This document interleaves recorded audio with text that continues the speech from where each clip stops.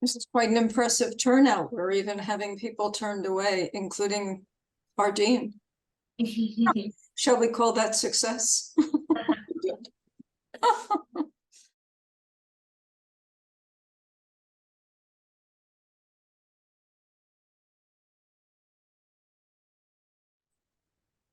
Okay, round of applause.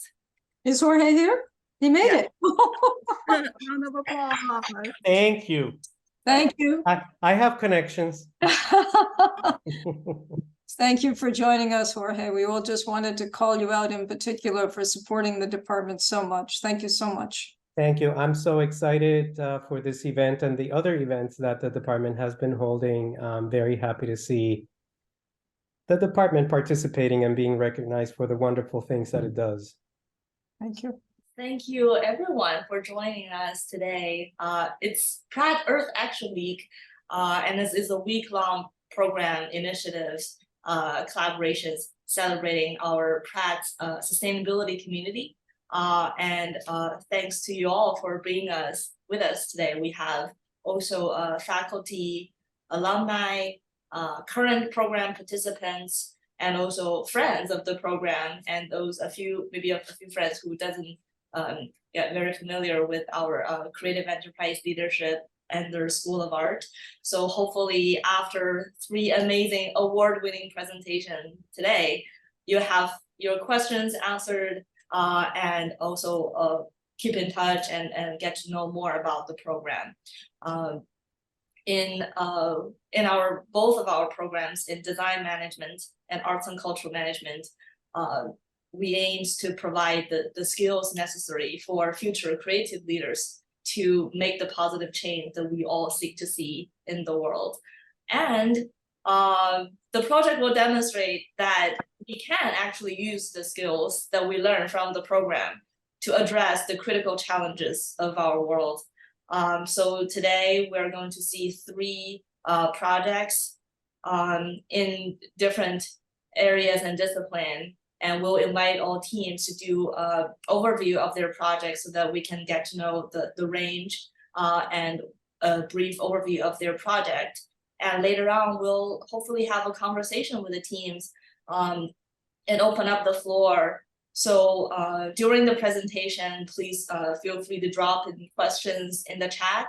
And after all of the 3 presentations, we'll also engage with the team to further discuss. And hopefully you'll have an inspirational night and we can catch up again about how we can leverage our creativity, cultural power, and collaboration to drive more innovation and change that is life-centered.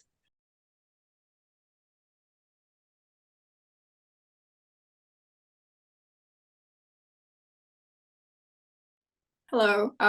So I guess this is RTE. It's Rish, myself, and we have Alex and Sage tonight. And so I think half the room here has seen our presentation before and heard of us before, but so here's a happy reminder. And for the other half, we welcome you to our presentation. So good evening, everybody. We are Lands of Trust, building community resiliency, sustainability for cultural wisdoms to transcend generations. And our team includes Alexandra Anisman, Sage Gallen, Rish Singh, myself, Jingyang Lu, Jamie Kyungmin Oh, Keiko Taniguchi, and our faculty advisor is Dr. Chris Shrum, who we dearly miss and is not in the room today. So I'm dearly disappointed about that. But and our agenda is mission, methodology, UN SDGs, pilot project, research question, design goal, support model, community sustainability, impacts outputs, and finally our conclusion. About us, Lands of Trust is a New York-based consultancy that builds resilience and sustainability for global indigenous cultures through partnerships and business opportunities that address community needs, advance quality living, and safeguard traditional arts futures. What we do, we collaborate to build adaptable, innovative solutions, create access to viable markets, giving back to the community, and engaging youth generations in craft advancement processes for Indigenous arts cultures. Our mission is to work in collaboration with Indigenous arts cultures globally to help design solutions for community and craft protection, promotion, and preservation by offering customized professional management consulting services. And our UN SDG goals are reduced inequalities, sustainable cities and communities, and responsible consumption and production. And Alex will now take you through our pilot project. Thank you, Rish. So I'm going to begin by introducing the women of Kota Doria.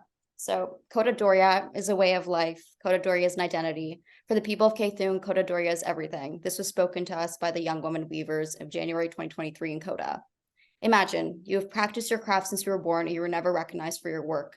The face of your craft lives outside the household and is selling your work that was spent being made during tireless, passionate craft making while earning majority of your income. Imagine your family eats, lives, and breathes that craft. You need to continue this craft in order to survive, and still it only makes you the bare minimum.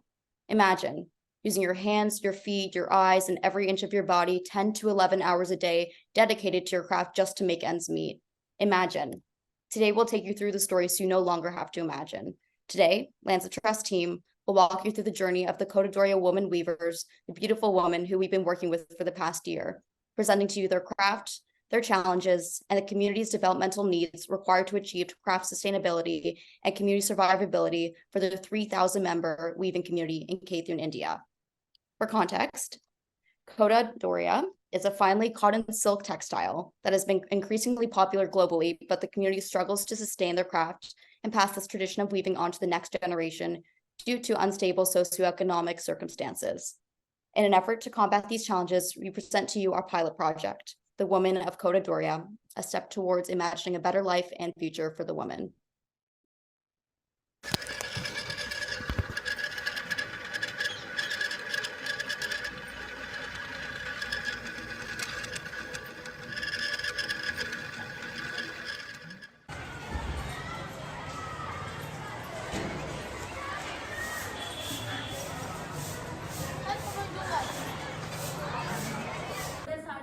कई लोगों का रोजगार है केतुन में और केतुन के लोगों के जीने का आधार भी कोटा डोरिया साड़ी है।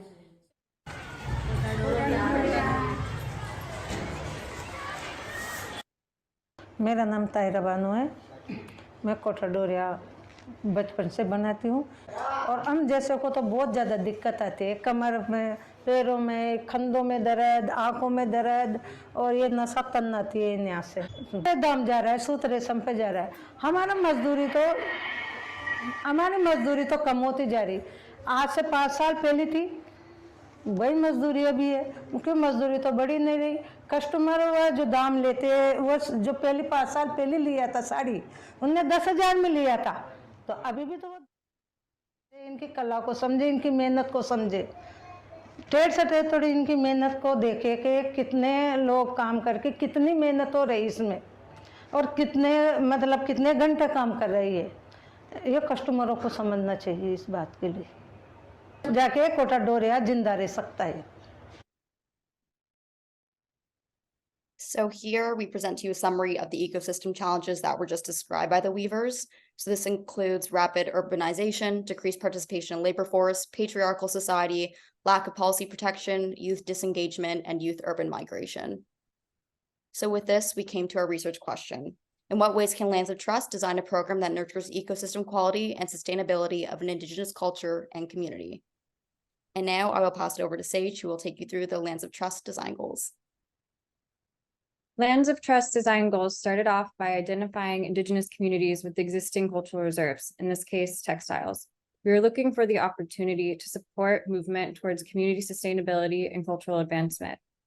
We offer consultancy services to the community by helping to identify opportunities by setting a budget and together defining goals for the project execution. Finally, we aim to connect communities to socioeconomic resources, eventually building a self-sustaining system through the Lands of Trust support model. Next, please. So let's get into the support model. We developed this support model in response to the voices of the weavers. Our intention through the support model is to design an economic and socially sustainable shift towards survivability. We have the steps here. First was our community analysis. Next, we conducted trust building exercises with our identified community. Third, to pilot and test the solution. And lastly, to attain community sustainability. Next. For the first step, community analysis, we started by making contact with our community, the Coda Doria women weavers. We then worked together to identify community needs and goals and began to establish global and local partnerships. Next, please. We found in our community analysis through conversations with the weavers, the need to develop a business model, to strengthen health support, to aid in improvement of infrastructure, and to increase community connectivity to address the lack of technology and device access in the village. Next, please. The second step of our support model is trust building. Now, this is really the fun part and where our team begins to work in direct contact with the communities. So it involves building rapport with the community workshops, and eventually a research and design trip to the community itself. In this step, our entire team worked with the community virtually before designing into the research and design trip. We held workshops over WhatsApp and talked to them for a good period of about 3 to 4 months, where we tried to understand the main pain points of the community and design a research trip accordingly. And then members of our team actually went to India and held workshops in person and held also sustainability events with the community in the village itself. So with that, it includes a Coda Doria exhibition and iCamp that we facilitated. So within the Coda Doria exhibition, we hosted a 2-day live exhibition and sales event. And this demonstrated the unique process of the craft through educating the public on the handwork that goes into the fabric. And the iCamp facilitation was sponsored by DDI, which was a local optometry organization. And we facilitated an iCamp for the weaving community, providing them with prescription glasses and corrective glasses as well. So step 3 of our support model includes our pilot and testing solution. So this includes implementing the solution, monitor, measure, and redesign and repeat. In step 3, we identified an opportunity in the community's post-COVID excess inventory and the inability to efficiently reach local and global sales markets. We designed a solution around this opportunity, focusing on the sales, promotion, and repurposing of the weaver's dead stock. The solution we came up with is to create new global and local partnerships, as well as to develop a platform and business model that provides access to viable markets. Next, please. Step 4 of the community support model implements our action towards community sustainability. Next, please. We successfully designed 7 new products alongside the weavers geared towards global appeal in order to increase their sales and visibility. We will officially be launching an e-commerce website with the products, and we are currently designing with the women. There will be a QR code at the end of this presentation if you'd like to scan and stay up to date. Next, please. So with that being said, here are our project outputs. So data on positive social output generated by the application of our Lands of Trust support model in the Coda Doria woman weaving community. So with that, we created 2 local partnerships that were hosted, where we were hosting the exhibition and iCamp. 500 plus people from India were educated about the Coda Doria community through the exhibition. 2 new platforms were launched, as we mentioned. 105 women received eye care benefits from the iCamp. 1 new global partnership was secured in terms of design, marketing, and sales. And finally, 75% of the global community youth have expressed interest to learn more about the Coda Doria craft and their artisans. And with that, our project impact. So here are some short-term outcomes and long-term impacts. This includes 1, increased outcome, 2, secure and dignified livelihoods, 3, craft re-engagement, 4, increased sense of pride in own culture, 5, strengthen understanding own identity, and 6, the craft and its legacy lives on. While the practice behind Coda Doria weaving is unique, our interaction with the community and the time spent with them made us learn that the challenges faced by the women are shared across marginalized Indigenous artisan communities worldwide. Our hope is that with our support model, we can continue to apply our research to more traditional arts communities globally and lead the way towards community and cultural development and craft sustainability. And this is our QR code for everybody who wishes to be updated on happenings in the community, as well as the products that are coming up. Thank you. Thank you.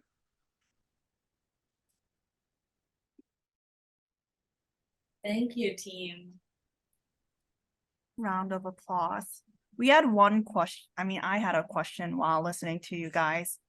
And I also invite anyone else in the audience while we have it fresh on our minds to join our conversation. So my question is, why is it crucial to protect, promote, and preserve the resilience and sustainability of global indigenous cultures like the Kota Doria women? And how does this even relate to the broader sustainability goals? Because, yeah. Absolutely. Thank you, Purumi, for the question. And I think that is really where the heart of our research lies. Because if we don't protect, promote, and preserve the resilience of these communities, what we find today is that the communities are actually not a priority for global development and sustainability moves. And we're really trying to bring them to the forefront of it. And if we don't help them, if we don't stand for them, what we're going to see is that increasing depletion of cultural and heritage resources globally. It's going to lead to a domino effect that if we don't save one community, another community can die too, an eventual loss of cultural and heritage, culture and heritage, a loss of identity for individuals as well, cultural and heritage identities. And really it's the way we're trying to save our environmental assets, we also have to save our cultural and heritage assets. That's the whole, attempt behind trying to save the Kota Doria community. And like we said, our research is not just related to one community, but we're trying to also implement it in other communities and show communities the strength within themselves and the fact that, the beauty in the crafts that they have, so that younger generations don't take to the urban migration and move to the cities, which is where the cause of the problem is. The communities themselves are believing that taking up jobs in the cities is like a better move than trying to promote their own crafts. So we're really out here trying to show the communities that the work that they're doing is essential. It's important. It's important to the history and the culture, global economy of culture. And in the larger scheme of things, they also find a place in the world. Yeah, I guess I can just add to that quickly, just so there's no loss of heritage and history. It's really important that we educate, in the school systems, or really educate the public in understanding where certain cultures came from and where certain art forms came from. So that it's really important that we continue to sustain and create these certain initiatives so we can create awareness for the future and for the next generation of youth who are coming into these communities. Thank you. I would also like to ask a question. In one of the slides that you presented, 5 or 6 different challenges, it looks like in the discover phase, looking into the problem, there are constraints and challenges all over the place. Can you share with us a little bit more about your methodology and your approach, how you start from discovering a whole universe of challenges of the community, then locate on a few areas that you focus on, and while you're in this process, is it interfere with the process also with the interviews and building the trust with the community so that the community can also help you codify the challenge and where the potential solutions are?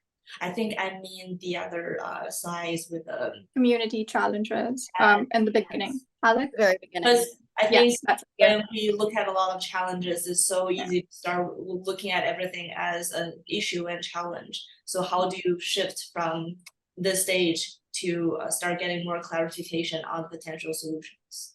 Yeah, I mean, it really lends itself to the trust building aspect of our whole model, which is what I guess how we termed ourselves Lands of Trust, because from the beginning, we needed to understand if we had access and where that access came from. So we located a community and individuals within that community that can potentially lead us towards having those conversations and getting specific to understanding the problems at hand. So once we were able to locate that individual, we spoke to them very intimately to really understand where their struggles and needs came from. And then we opened it up to, I guess, their larger community to really gain that larger sense. And then from there, we would have meetings and conversations with them over WhatsApp every other week, and then come back to our team and vice versa to kind of create that sort of conversation back and forth to really understand where their needs lie and how we can approach it in the future.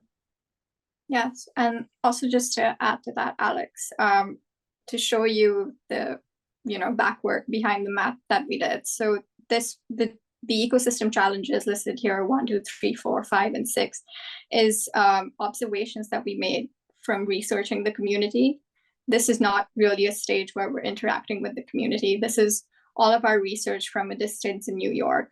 And then, like Alex mentioned, through the trust building process, the next step for this would be, Alex, can you move to next, and next? Yeah. And yes, so I guess to sort of so this is the stage where we've interacted with the community and really pinned down the pain points of the community. And they themselves say that their main goal is to find like a business model that works, not just locally, but globally. They need health support in terms of eye care and ergonomic care. They need infrastructure development. So as you can see in the photograph that's from the village taken by members of our team while visiting them, that's really the infrastructure in the village. So how can we make this situation better for the weavers? Can we create weaving schools for them? Can we make like a decent working space for them? And then lastly is connectivity. Because of social media, how can they use that to their benefit to create marketing and raise awareness for the community? So these are the 4 basic needs of the community after speaking to them. So that's really the process from start to finish in coming to understand the story. Thank you. Thank you for walking us through the behind the scenes story as well. Okay, another round of applause for Land of Trust. Thank you. And now we are moving to the second team, ES Genius.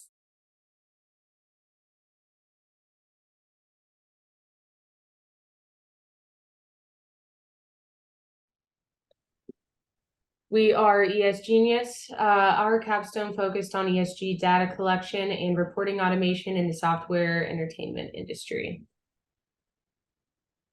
I am Lauren. Today we have Zoe and Ruth with us. Unfortunately, Jen could not make it. Just gonna go over real quick introductions on the industry background, the problem and how we came to it, the solution and how we mapped out potential attack points for that, and then finally our strategy in developing our solution.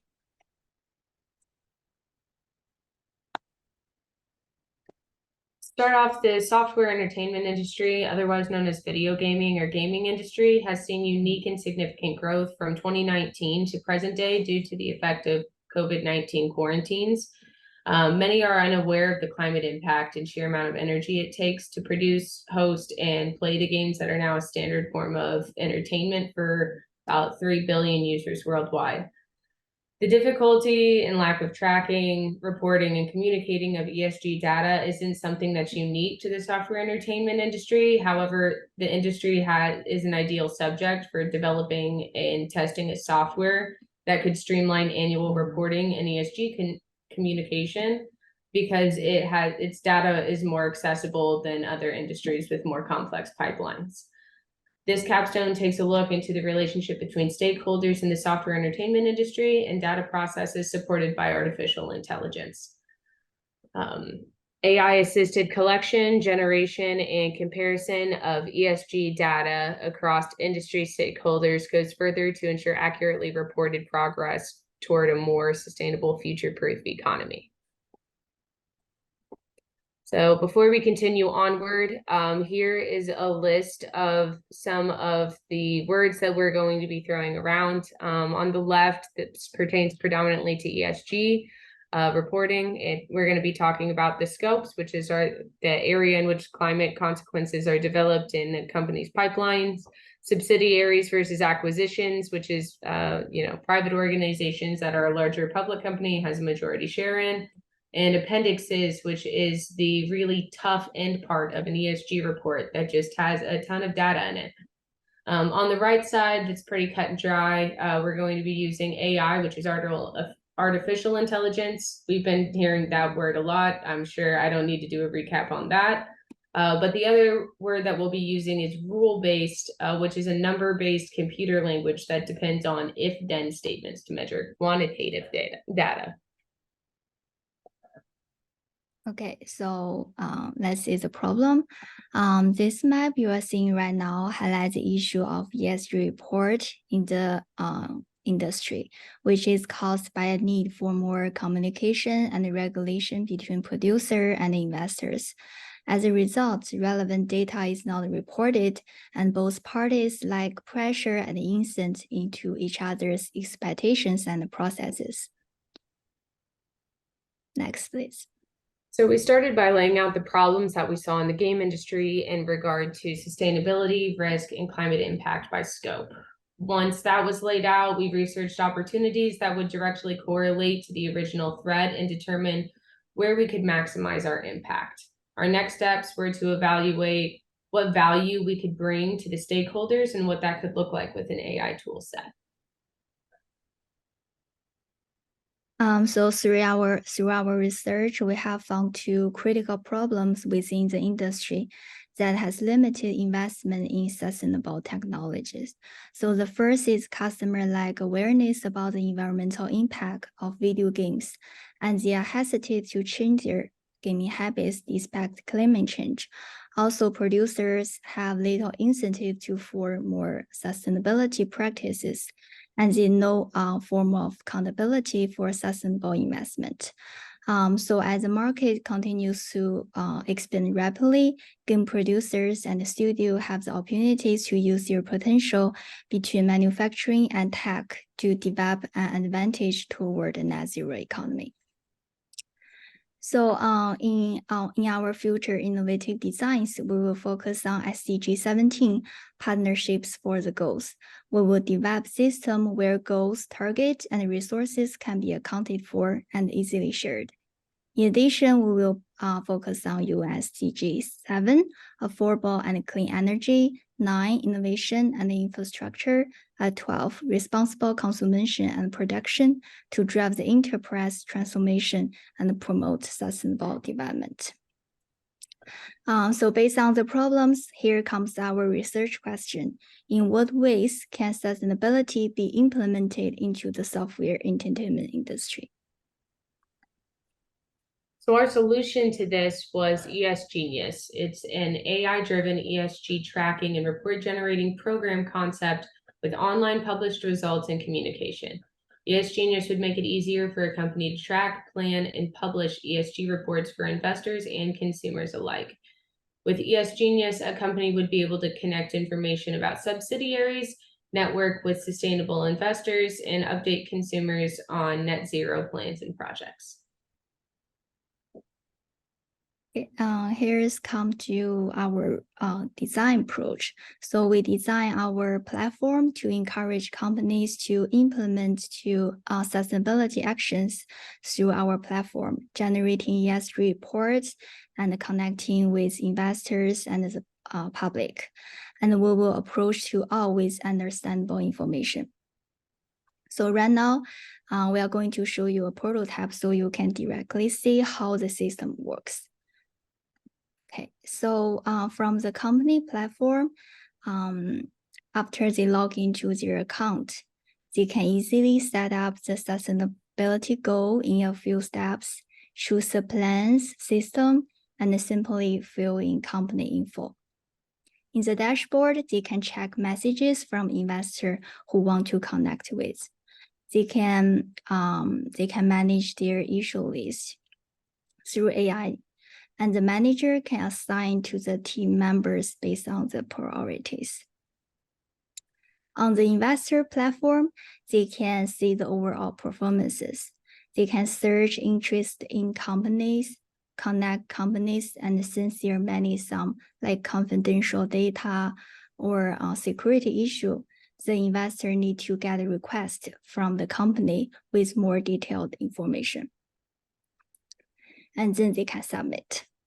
On the public page, everyone can get news about the company's latest game with green initiatives.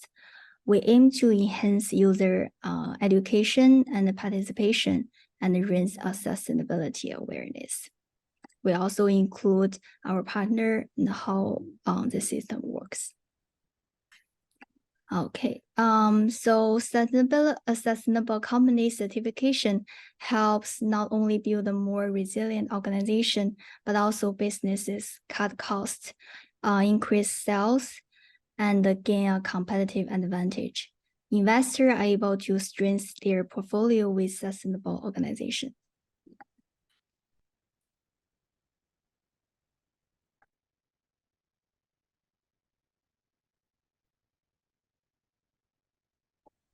This is the visual representation of our data model, a list of programs and input options that will provide the data points we'll need to inform our AI engine. We're using PwC's ESG auditing structure, BlackRock, Vanguard, and Process Sustainability investment requirements, and Sustainalytics data point statistics to inform our model and program base.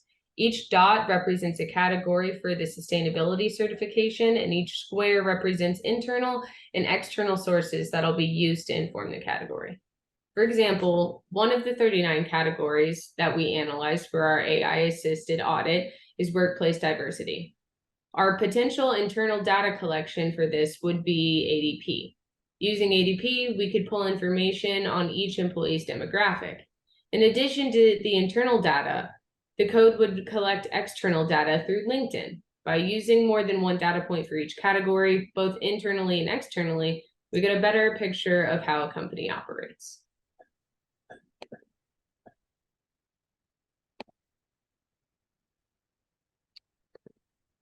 There you go. The participation in ESG planning and reporting amongst gaming companies is low. The awareness of the environmental impact that the gaming industry has is overlooked, and the corporate transparency is also low. We would input a small team of software engineers, UI designers, and partner relations specialists, as well as a risk analysis, a stakeholder analysis, and a roadmap informed by KPIs in our ESG requirement list. A small team would mobilize after investment to deploy our key strategies and activities, mainly collecting more information on our market, customer base, and implementation plan in order to build buzz, make connections, and refine our program. Long-term, the program would be used in more diverse industries and would be outfitted for more complex supply chains.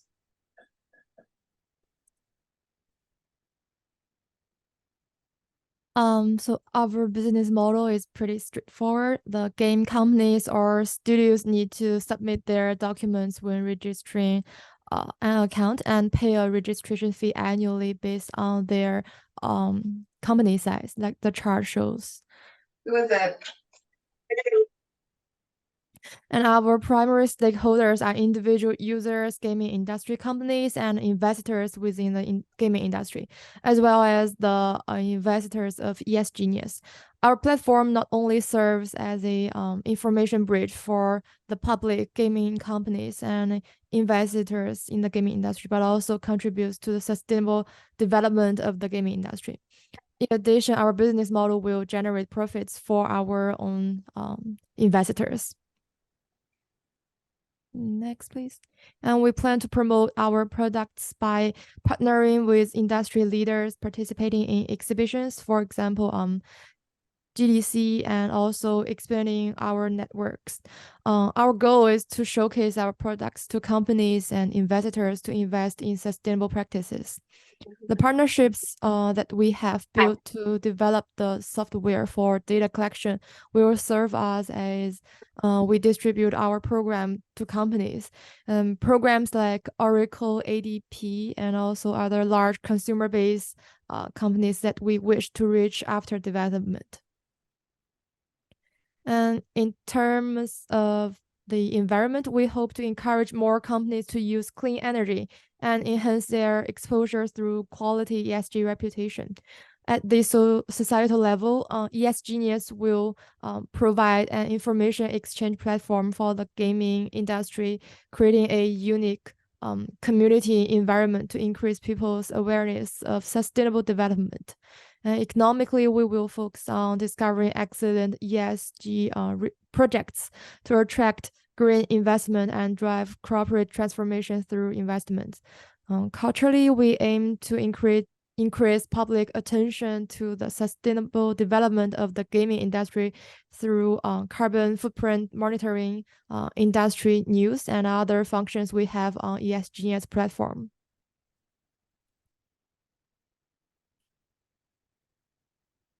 In our research, we found 3 key issues. ESG corporate transparency is low, data collection is complex, and communication among stakeholders is insufficient. ESG would make it easy to track, communicate, and connect ESG information seamlessly all in one space. Thank you. Thank you, team.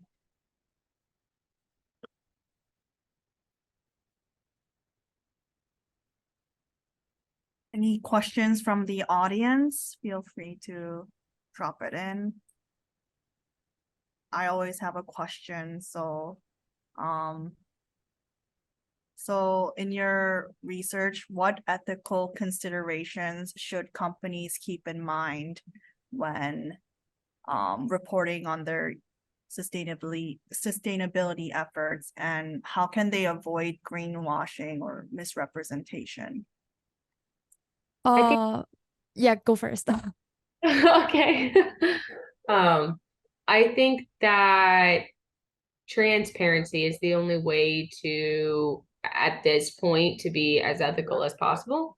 That was kind of the core of our project, was how do we make it easy to be 100% honest with progress, because the issue that we were seeing looked to us through all of the ESG reports that we were looking at, where there were some facts that were being like hidden under data sections and asterisks in the appendixes of ESG reports.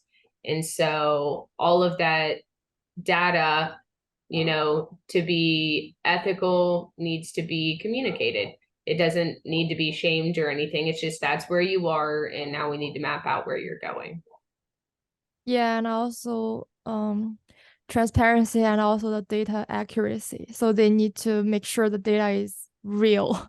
And maybe in the future we will like partnership with the third party for us to audit or verification those data accuracy, and maybe use the standardized reporting frameworks from like a global reporting initiative, something like that, to make sure the data is accurate and transparency. Thank you. I also want to ask a question. You talk about why gaming industry from the data supporting perspective and the energy and the all the data supported. I'm curious from like a personal level, when you first selected, let's look at the gaming industry, do you relate with your own hobby or yeah, of course, that you like to?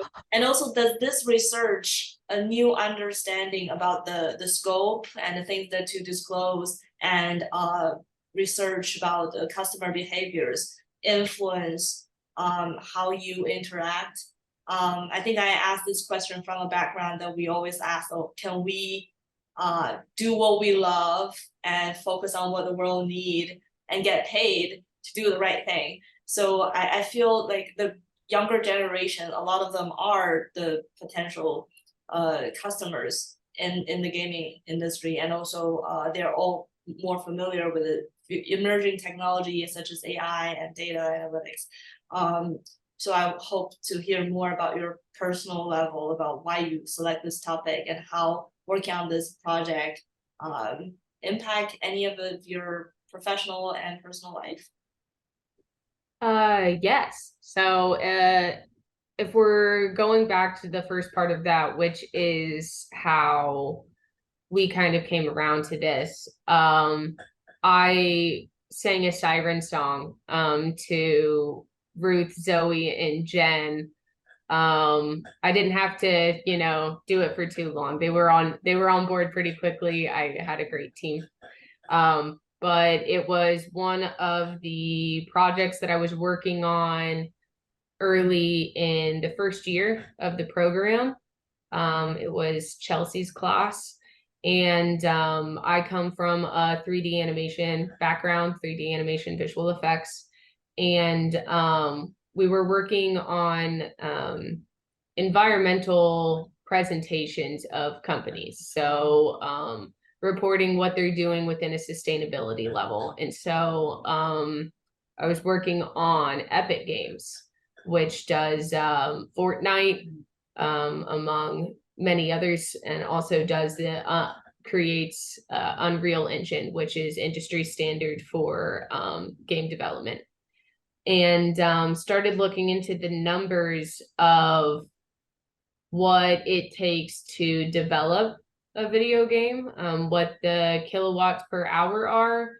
And then whenever that came back a massive number, I was like, okay, what does it take to host a game? Because with Fortnite specifically, that's a massive online multiplayer. So that means that there are many servers around the world. In order to host that, each of them need their own CPU in order to host the game. Started looking into those numbers, and then there was more and more and more adding up as far as an emissions go. And so that was kind of shocking because it was something that I had never thought about.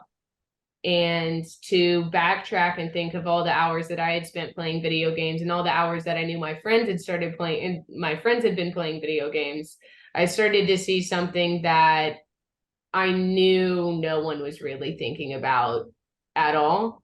And then the good news about that, though, was since everything is digital, everything is easily trackable and traceable. Hours that a computer is on is easily found, easily tracked through, you know, not just AI, but with that, it's simple program coding. And so whenever thinking about solutions to ESG reporting in general, looking at the video game industry seemed like a really nice base for it, because this complexity of what data needs to be collected, how are we going to do that, is a lot more streamlined and simplified in an industry that that is created and consumed on a computer. Questions. We have one more team. Thanks for this kind reminder. Last but not least, we have another award-winning project from Team Bada.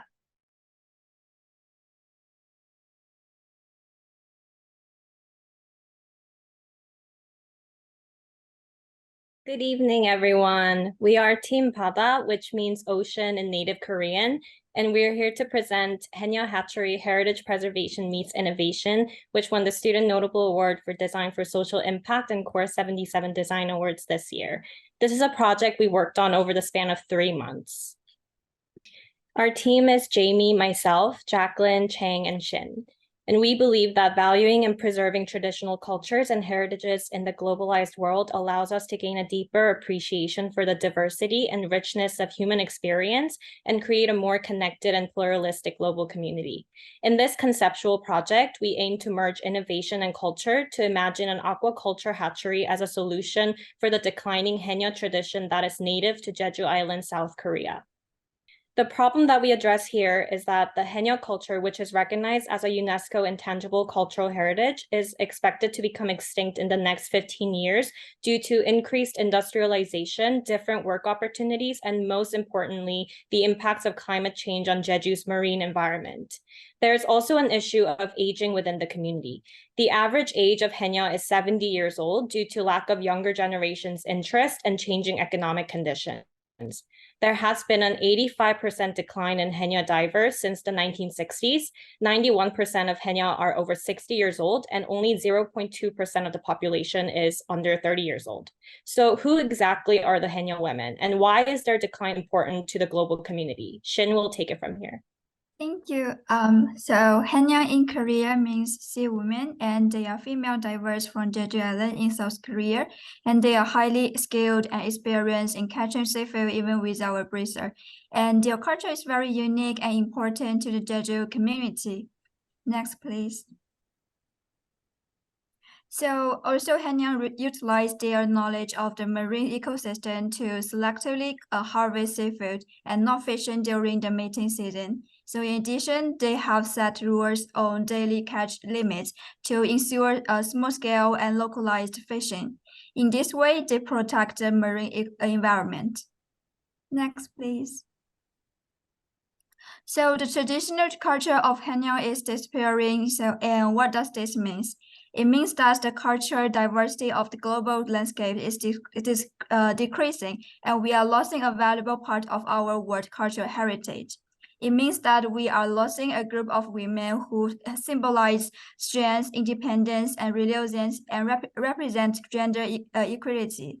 It also means that we are losing unique and sustainable practice that minimizing the damage to the environment. So our goal here is to design a sustainable future for the Haenyeo diving tradition. And we aim to do that by designing a vertically integrated aquaculture hatchery system powered by solar energy, in which different stages of seafood production are combined in one system. Our project is based on the triple bottom line plus culture model and the 3 R's of cultural preservation to propose a design that is relevant to modern innovation, reframing the Haenyeo as indigenous marine biologists and replicating the core of their practice so it can be sustained for generations to come. So the 3R model specifies relevance, reframing, and replicability as the core of cultural preservation. The Haenyeo's inherent connection to the ocean's ecosystem makes them valuable keepers of knowledge and thus the ideal community to design their own future. So in designing our project goals, we followed this model. We seek relevance by combining traditional practice with modern and sustainable technology. We reframe their practices by applying them in the context of aquaculture farming that's powered by solar energy technology. And it's designed to be replicable in other coastal areas facing similar challenges of declining marine life and economic pressures. Here's the proposal of our Haenyeo hatchery. So first, what is aquaculture? Probably you are wondering. Aquaculture involves cultivating and growing seafood in one facility, providing a sustainable source of seafood to supplement wild catch. Aquaculture techniques can be used to boost the population of food and the marine life. This can cover their entire life or just produce a shellfish seed for release into the ecosystem to grow the population. So here, the solar energy has proven to be the successful power source for aquaculture, using the PV power to provide energy needed to water pumps, aeration systems, light machines, fridges, ice productions, etc. A variety of hatchery systems can be used to cultivate shellfish, seafood, sea cucumbers, and other marine lives regularly caught by Haenyeo. And for the logistics, so according to the sunshine condition and the strong wind characteristics of Jeju Island, as well as the type of Haenyeo aquatic products, we designed a set of offshore solar energy hatchery facilities for Haenyeo aquaculture, which is mainly based on PV solar technology, with the proposed energy system includes a solar panel, small wind power generation, and batteries. So these 3 systems can be designed to meet the specific energy needs of the hatchery, and the excess energy generated can be sold back to the grid to help the offset the cost of the system. So here's how it works for a Haenyeo community. We designed a vertical integration model. Means that the Haenyeo, along with their partners, created a place to breed seafood the way they want. So the young women from Jeju Island built traditional practices and farming for the sea creatures. They grow the seafood in the breeding place and also catch, clean, and prepare it to sell. The Haenyeo take care of the breeding place and continue their diving work. They make money from selling the seafood to local restaurants or markets. The system lets them decide what to do next to help the environment and make more money, like making the breeding place bigger or have their own restaurant. And from here, the Haenyeo will self-determine the next step, and this will help create a circular economy for them. Some possibilities include expanding the hatchery or own and operate their own restaurants, use the integration model. So the vertical integration model involves multiple steps and a collaborative effort between the Haenyeo community and our project partners. Through our research, we identified many community, corporate, academic, and government partners, which are listed here. We're happy to discuss those in more detail if there's any further questions, but we can move to the next slide. So in terms of impact, we looked at the triple bottom line by design plus culture model that was created by Dr. Mary McBride, which emphasizes measuring impact through 3 bottom lines, including people, planet, and profit in conjunction with the cultural values of a community. So in terms of people, directly involving the Haenyeo in the planning and operations of the hatchery will elevate the community members and help preserve their livelihood, and can thrive off of collaboration across sectors. Planet, the desired impact of a hatchery system is to repopulate the ecosystem around Jeju and lessen its reliance on carbon releasing industry. So this can help improve the health of the oceans, restore ecosystem balance, and promote more sustainable fishing practices. In terms of profit, this project can generate economic benefits for the Haenyeo women by providing job opportunities and a new market for these seafood products. They'll also contribute to the local economy, increase income, and create opportunities for entrepreneurship. And lastly, through the preservation of Haenyeo heritage, their traditional wisdom and practices can be passed on to the next generation as a viable future, protecting the cultural integrity of Jeju and South Korea. Next. So in conclusion, Team Bada strives to protect the Haenyeo way of life and respect for nature and the sea. By designing an aquaculture system that contributes to the repopulation of shellfish stocks in the ocean surrounding Jeju, we believe that we can help form a circular economy to support their livelihood and cultural survivability, ultimately contributing to the sustainability of the island itself in harmony with Jeju's 2030 carbon-free initiative. And yeah, we'd just like to end with sincere appreciation to the whole CEL department at Pratt, especially the expertise of Dr. Chris Strum, who is our advisor for this project in our cultural pluralism class. We also couldn't have discovered the potential solutions for this project without the help of Jungmin Woo and Sohee Kim, Jin, who are 2 young Haenyeo women and YouTubers we interviewed, as well as the SK Energy Corporation in South Korea, who provided the support and connections so that we may actually see this project to fruition. Thank you. Thank you, everyone. Thank you, everybody.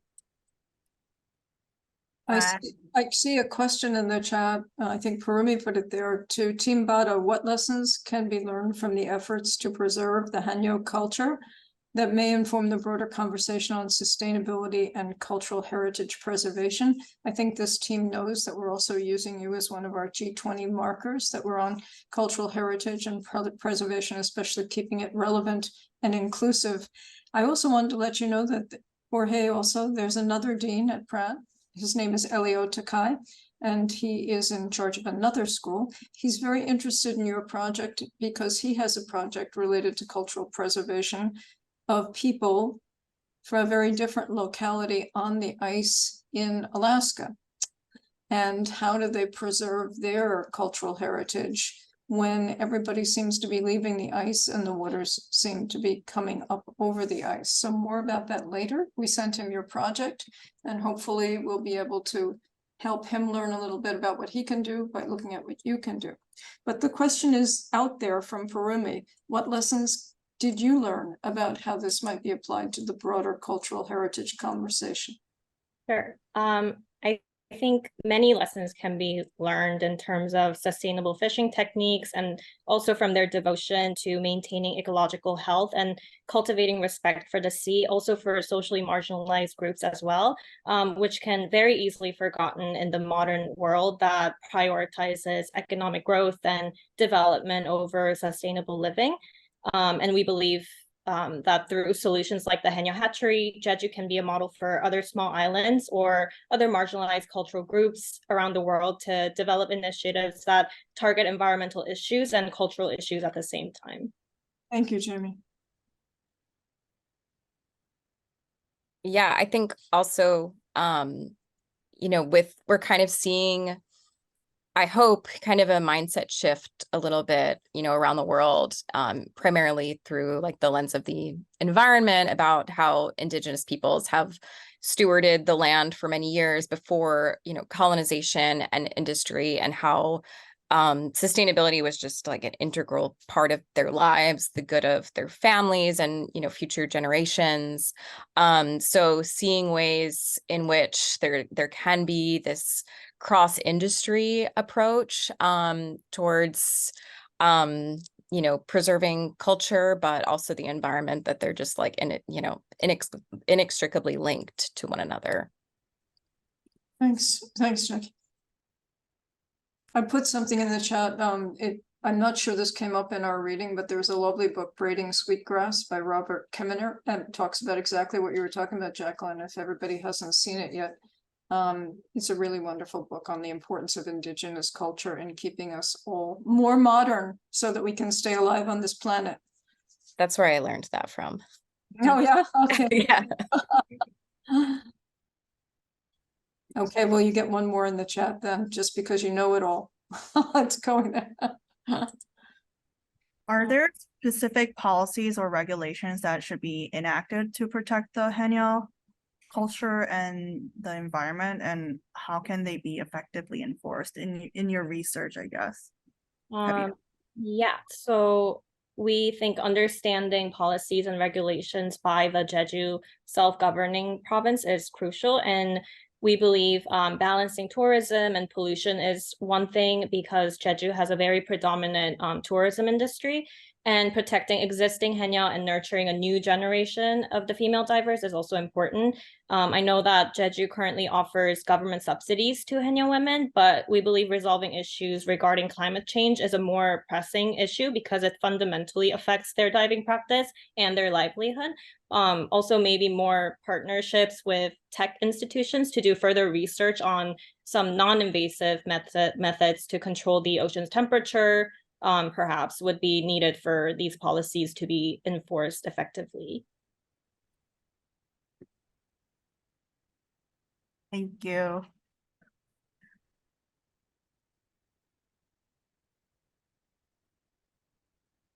Maybe we can open the chat to everyone. Snow? Yes, yeah. Thank you all for all the presenting teams. Wonderful work. And Snow, let's yeah. Yes, to everybody. Great. Exactly, Yutaka, and a special shout out to our team, Purumi and Snow and Raghu, Guyana, who's not on the call, and everybody, Yutaka from last night, Richard, Alicia, our faculty members who are showing up. Thank you so much, as well as our beloved graduates and soon-to-be graduates. Thanks so much for making this possible. Wonderful. Thank you. Thank you. Thank you.